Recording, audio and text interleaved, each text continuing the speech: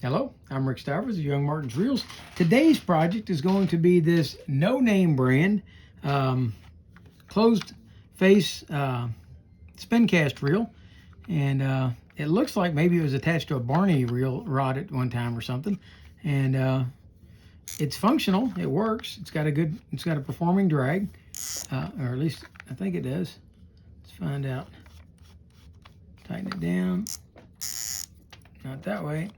Let's go the other way. Oh yeah. It's got an operational drag. Button's working.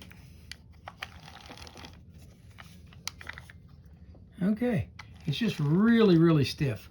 So we're going to take this apart, clean it, service it, and it's going into a fidget spinner bag with for the church. And see if we can't get some kids interested in doing some fishing. For now, let's go ahead and take off the cover.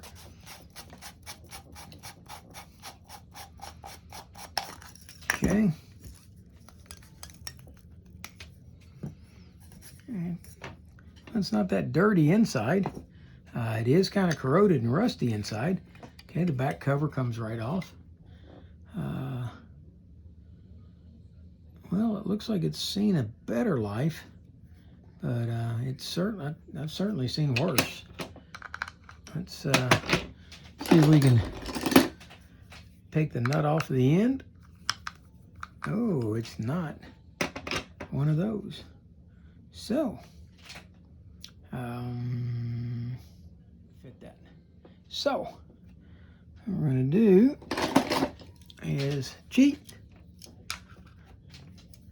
The first time I ever cheated on taking a reel apart. There we go. Take the nut off. Okay, it's got a washer under it. Take that off, and let's see if we can take this rotor off. We can. And it's really dirty with old grease inside, but aside from that, it looks very solid inside, so we'll clean that up. All right, hey, it's got a Zebco style drag in it. Okay, I'll slide this out. Okay. There we go. There's a clip.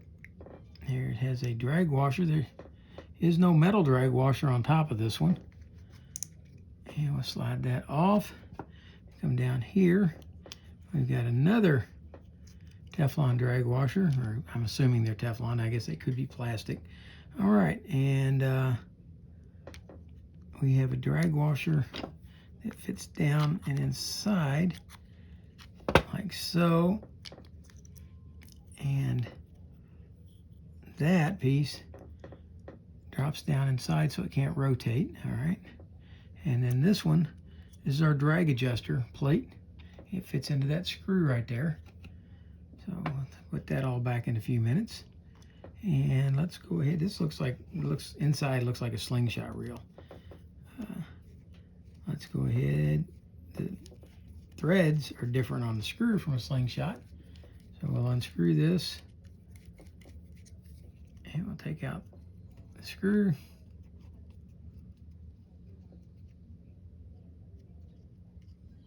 There we go. Slide this up. And okay, it does not have a steel nut inside. It only has a plastic nut inside. So, all right, now let's see. This is not going to come out this way, which means this is one of these where we're going to have to disassemble the spring on the end. And to tell you the truth, it almost looks like the spring could be broken, but it's not. It's just really, really compacted on the end, which is going to make it very difficult to get off. Okay, so in the meantime, we're going to leave the handle on so that we can rotate this around. And we're going to try to get this end piece right here. I'm going to try to get it to line up on the flat of the axle shaft. There we go, it's spinning around.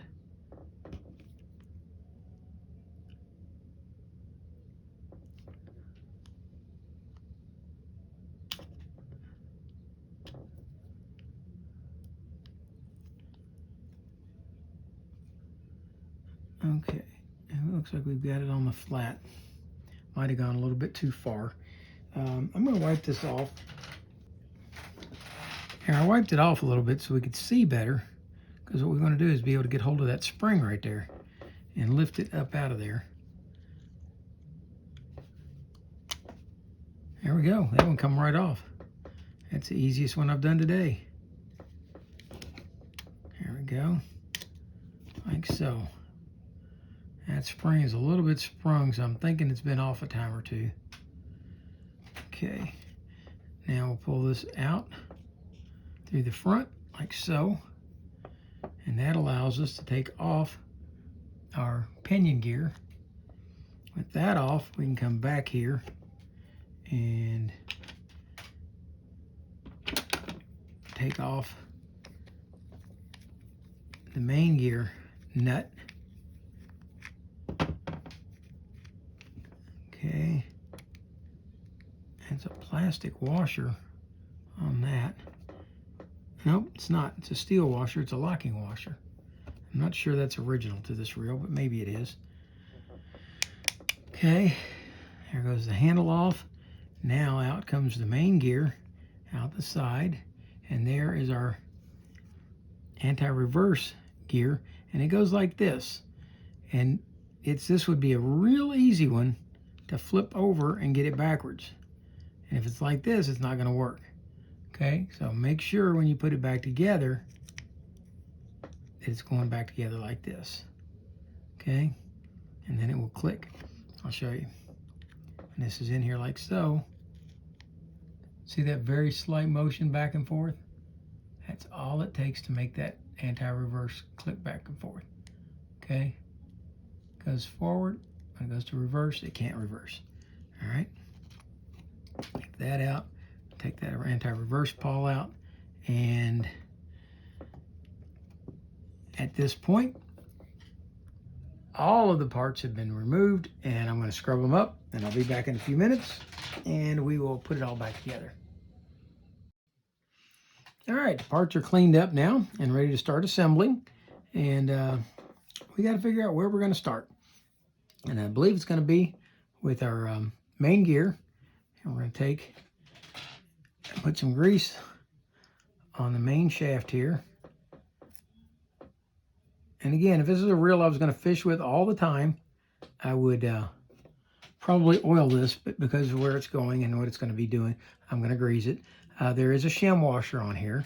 It helps hold it in place.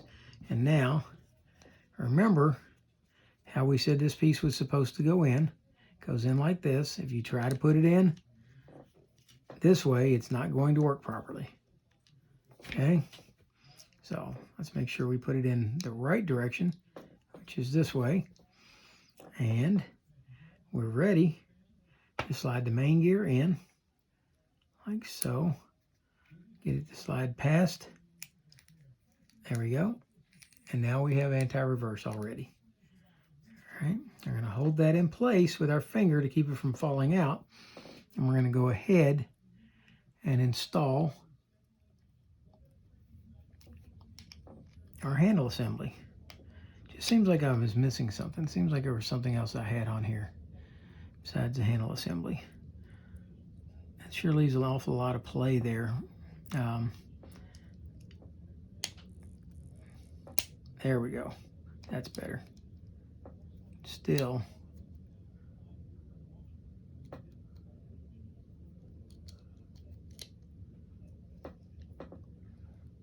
Oh, okay. That's why it's got the play. I was trying to figure that out. What's going to this could go further in like that, but when the axle shaft with the pinion gear is installed in here, that's going to prevent that from happening. So you're going to have to, in the meantime, keep this from slipping.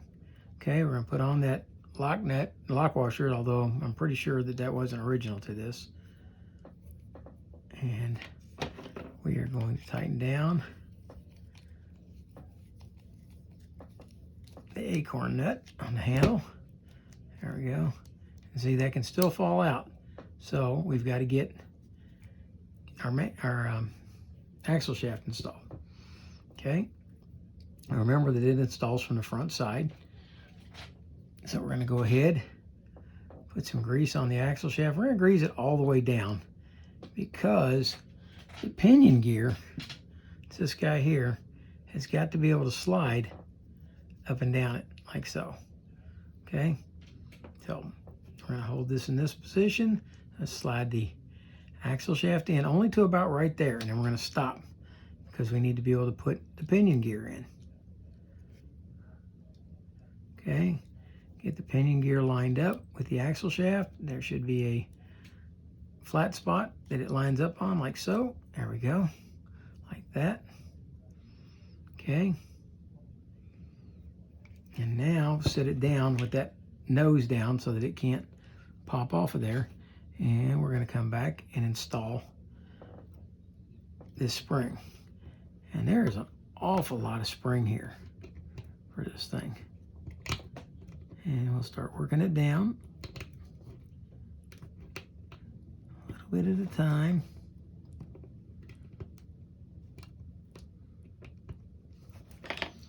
And I think I'll get my screwdriver to help with this.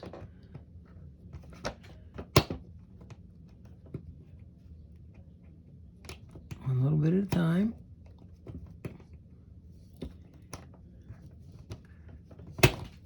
There we go. I got it down past the point of no return. And there you go. It's just, I'm just not real crazy about how it all bunches up there. But it all works. That's what it's supposed to be. And now with that in place, this can't move forward and allow that to fall out. Okay. Let's go back.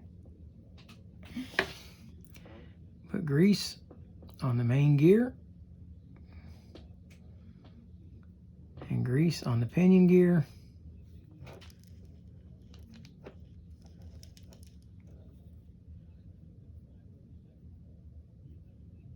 Like so.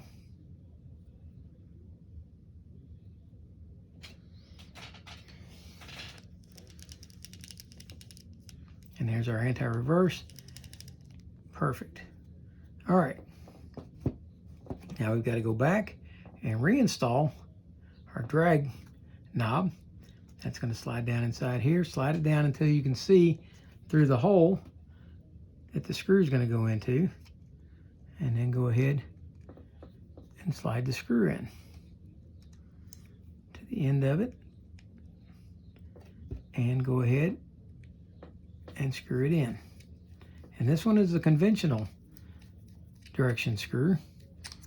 I'll go ahead, tighten it down, and we're going to screw it in until it sits even with the plate. There we go, like so. And we're going to line it up so that it's parallel this way. With that done, we're going to put this piece in. Now this piece had collected a lot of corrosion. We're going to zoom in just a little bit. This piece had really gotten a lot of corrosion on it. So what we're going to do to prevent that from happening again is we're going to grease it a bit. And the grease isn't going to hurt it, but it will help prevent it from corroding again.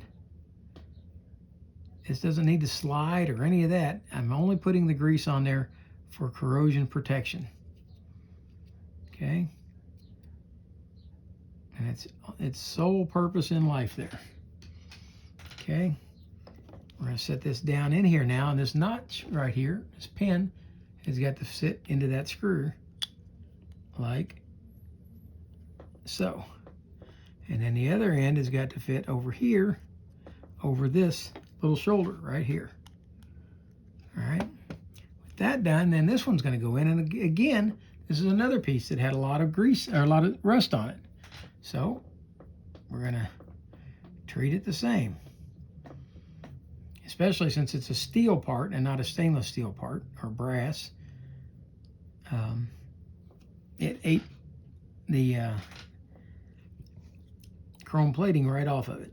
So we're going to sit this down here, and again, just like we put this piece into the screw on that side, over here we're going to drop it into this slot. Okay, drop it down, and it goes into that slot just like that.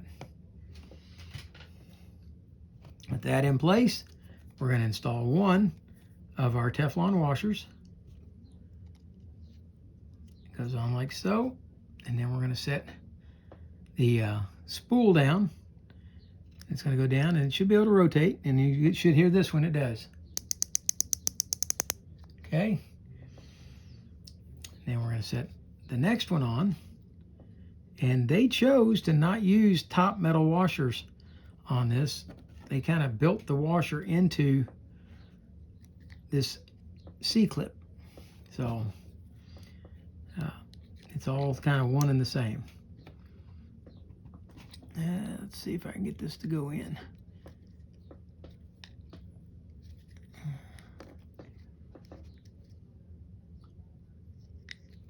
This may be one of those that's got, instead of a groove all the way around, yeah, it's got a flat here and a flat here, so it has to go in from the side. Or is that from the top or bottom? There we go. Okay, like so. If you try to come in from the side, it won't go in. All right, there we go. We can set this back into the side case, like so. And, oh, okay, well, that's one we can fix, actually. Okay, except now we'll fix it in place. All right, this is a, it's like a pipe cleaner that goes around here, and it fits around all the way around here, and it's kind of a guard for the line, to keep the line from chafing against the hard plastic. And so they put that in there, and it goes into a groove, and then it comes over here, and it pulls tight into here, and then it's supposed to pull around. But hang on, I'm going to have to take it back off in order to do it where you can see it. Okay.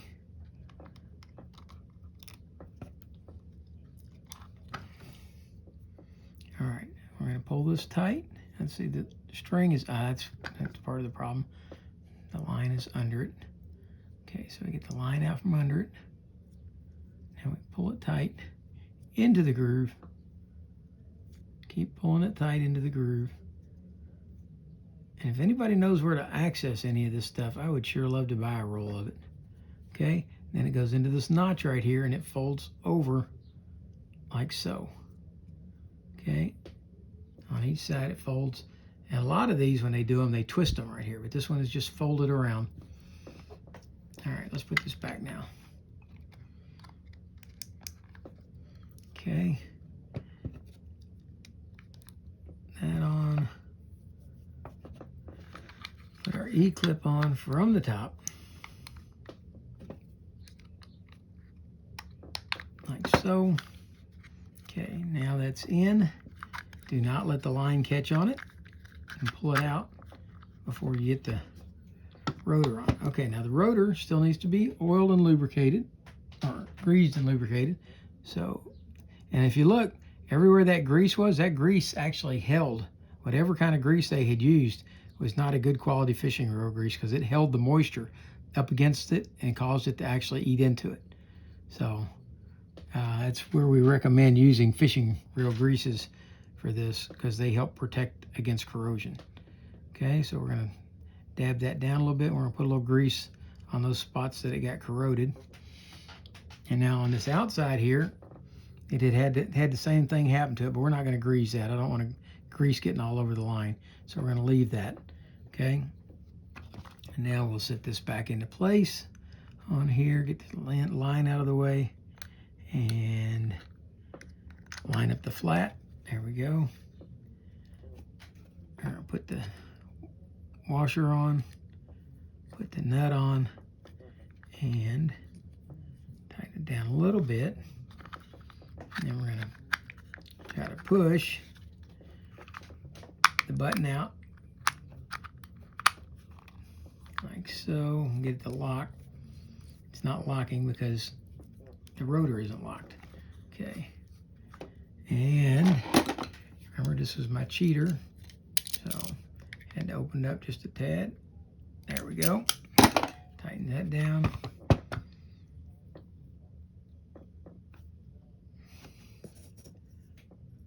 Put the line through the cap.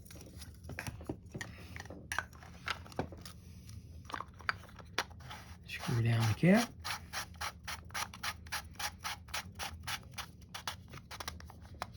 Okay. Should be able to hit the button and it should lock out. So the free spool, turn it, it locks back in. Okay, let's adjust the drag. It's the wrong way. Back the other way with the drag. Oh yeah. Okay, loosen that up.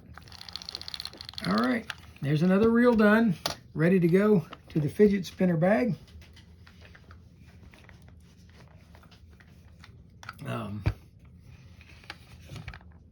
There you have it. The no-name brand, purple, could be a dinosaur reel, might not be, I don't know. Purple people eater reel, I don't know. It is a no-name brand, and but it's a good little reel. The drag in it is very functional. It says every bit, you think when you see these little super cheap reels that they're not much good. And the reality is there's a lot of complexity in them. And people just kind of thumb their nose up at some of these inexpensive reels. And some of them are actually quite nice little reels. There's a lot of complexity in the design of this reel. It's simply made, but it's still a good little reel. So if you like what you saw, hit the like button. If you didn't like it, hit the dislike button. Tell me what it is you didn't like.